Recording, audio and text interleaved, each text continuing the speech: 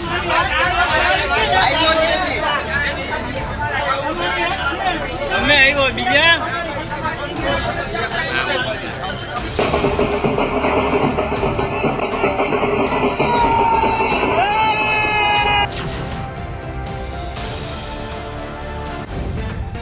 Live TV, सच सबसे आगे। नमस्कार, द लाइव टीवी आप देख रहे हैं। आपके साथ मैं हूं आदित्य कुमार। हिमाचल प्रदेश में चुनाव हो चुका है। गुजरात में 1 दिसंबर और 5 दिसंबर को मतदान हो रहा है, लेकिन मतदान से पहले जो रुझान सामने आ रहा है वो बीजेपी के लिए मुसीबत बढ़ा रहा है। 6 बागियों ने बीजेपी की पहले से ही मुसीबत बढ़ा रखी है। अब जनता ने भी बीजेपी के नेताओं की मुसीबत बढ़ाना शुरू कर दिया है। दरअसल अब भारतीय जनता पार्टी के नेता जब प्रचार के लिए मैदान में उतरते हैं तो जनता के गुस्से का सामना करना पड़ता है, क्योंकि पिछले 27 सालों में जनता ने सिर्फ और सिर्फ वादे सुने हैं, इसके अलावा कुछ नहीं सुना है। और वादों की हकीकत जब सबके सामने आती है तो जनता भी विरोध करने पर उतर आती है। वो भी कहना शुरू कर देती कि आखिरकार क्या हो रहा है भाई, किस तरीके से नफरत को आप लोग बढ़ावा दे रहे हैं और काम यहां कुछ नहीं हो रहा है। हम आपको तस्वीर दिखाना चाहते हैं जामनगर की। जामनगर से बीजेपी के उम्मीदवार हैं राघव जी भाई पटेल है। लोगों के बीच प्रचार कर रहे थे, प्रसार कर रहे थे, लेकिन जब जनता ने उन्हें घेर लिया, सवाल दागने शुरू कर दिए तो उनके पास कोई जवाब नहीं था। फिर जनता ने उन्हें कायदे से घेर लिया था और सुनाया भी खूब। अब पता नहीं इसके बाद पटेल साहब लड़ेंगे चुनाव या नहीं लड़ेंगे, लेकिन उनको यह समझ में आ गया है कि चुनाव इतना आसान नहीं होने वाला है। जामनगर की जनता ने उनको जाम कर दिया था और जिससे अब भारतीय जनता पार्टी की टेंशन भी खड़ी हो जाएगी। जरा आप पहले ये वीडियो देख लीजिए और शोर शराबा भी देख लीजिए। यहां किसी का समर्थन नहीं बल्कि विरोध हो रहा है, वो भी भारतीय जनता पार्टी के उम्मीदवार का। देखिए जरा।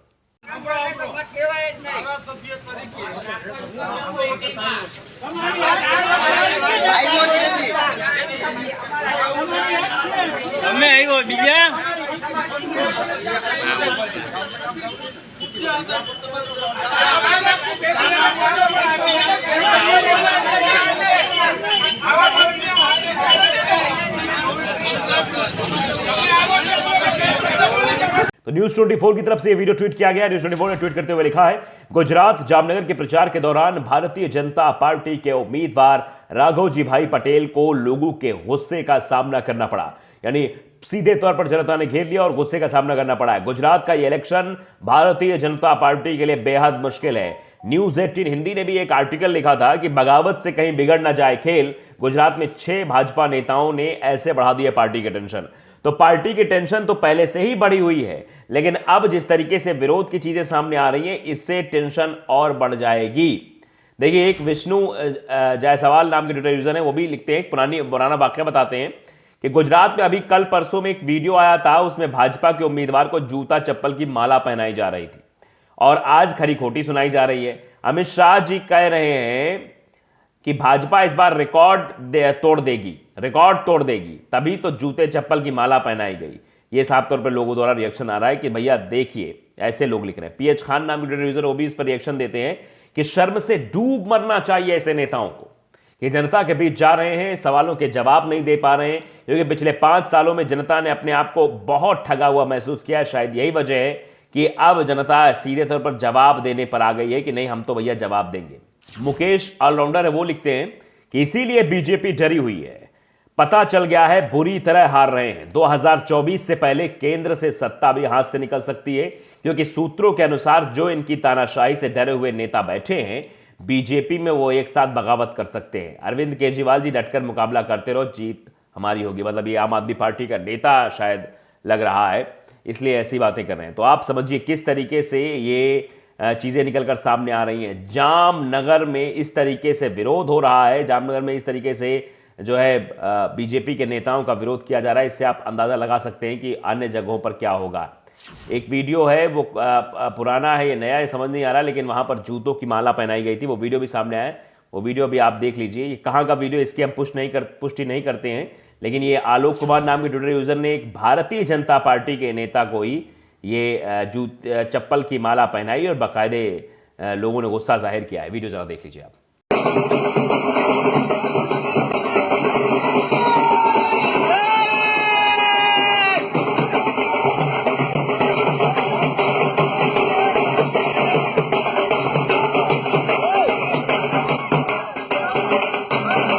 तो देख लिया आपने, इस तरीके के वीडियोस भी सामने आ रहे हैं और बगावत तो दिखाई ही दे रही है। अब ये वीडियो कब का है ये हम पुष्टि नहीं करते हैं, क्योंकि ये वीडियो वायरल हो रहा है, लोग इसकी चर्चा भी कर रहे हैं, तो इसलिए हमने आपको दिखा दिया है।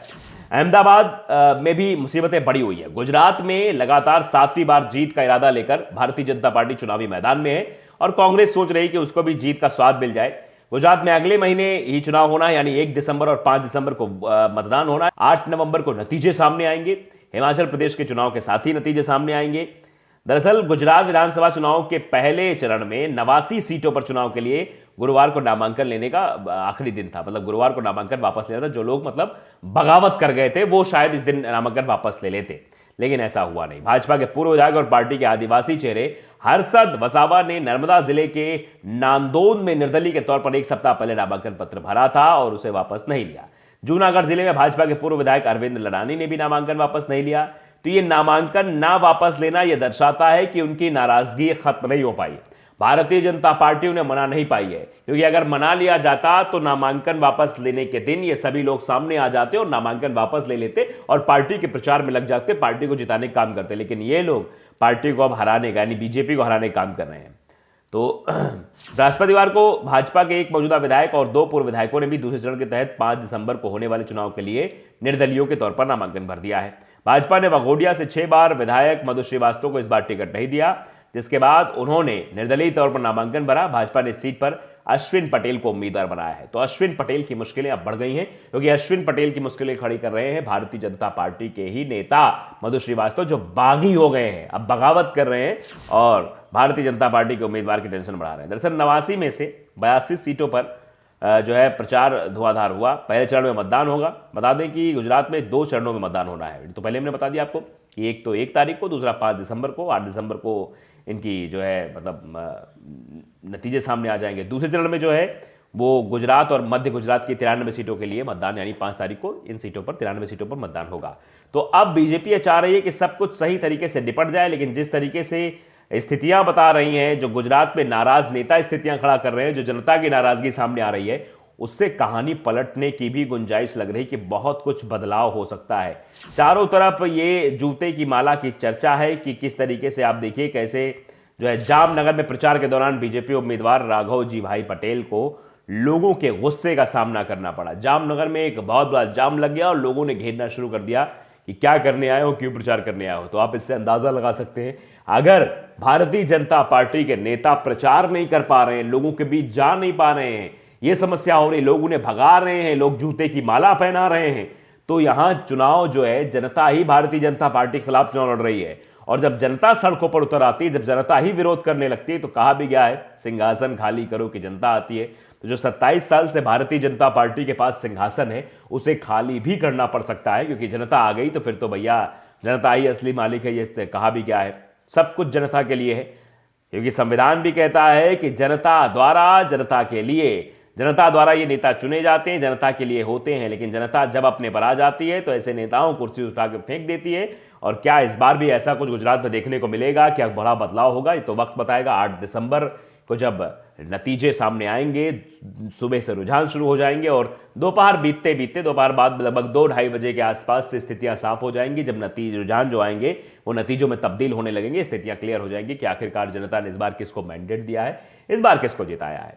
वैसे इस बार का चुनाव बीजेपी बागियों को मना नहीं पा रही है। पहले ऐसी बगावत भारतीय जनता पार्टी में बहुत कम देखने को मिलती थी, लेकिन अब यह देखने को मिल गई। उत्तर प्रदेश चुनाव के बाद से ही यह बगावत अब हर जगह देखने को मिलती है। उत्तर प्रदेश में जिस तरीके से ओबीसी वर्ग के नेताओं ने भारतीय जनता पार्टी का साथ छोड़ा था, एक समय में ऐसा लग रहा था कि भारतीय जनता पूरी तरह से टूट जाएगी, भारतीय जनता पार्टी की सरकार अब नहीं बन पाएगी। उसके बाद आपने देखा कि हिमाचल प्रदेश में हर एक जिले में बगावत की स्थितियां नजर आ रही थी। चुनाव से पहले प्रधानमंत्री नरेंद्र मोदी का भी एक वीडियो वायरल हुआ था। बताया जा रहा था प्रधानमंत्री जी किसी से बात कर रहे थे, एक उम्मीदवार से, एक भारतीय जनता पार्टी के नेता से बात कर रहे थे कि निर्दलीय न लड़े, भारतीय जनता पार्टी की सपोर्ट करे। वो वीडियो भी आया था। तो मतलब पूरी एड़ी चोटी का जोर लगाया गया था। अब गुजरात में भी एड़ी चोटी का जोर लगाया जा रहा है। अमित शाह खुद डटे हुए हैं और साथ ही साथ नरेंद्र मोदी जी भी हैं। सब लोग मिलकर जो है लोगों को मनाने की कोशिश कर रहे हैं। तो क्या मानेंगे बागी? अगर बागी मानेंगे तो ठीक है, लेकिन जनता जो है जिस तरीके से अपना रौद्र रूप प्रस्तुत कर रही है, उससे बीजेपी की टेंशन और बढ़ी हुई है। तो द लाइव टीवी को अगर आपने सब्सक्राइब नहीं किया है, सब्सक्राइब जरूर करिए, बेल आइकन दबाइए ताकि सच खबर आप तक पहुंचती रहे। नमस्कार। द लाइव टीवी, सच सबसे आगे।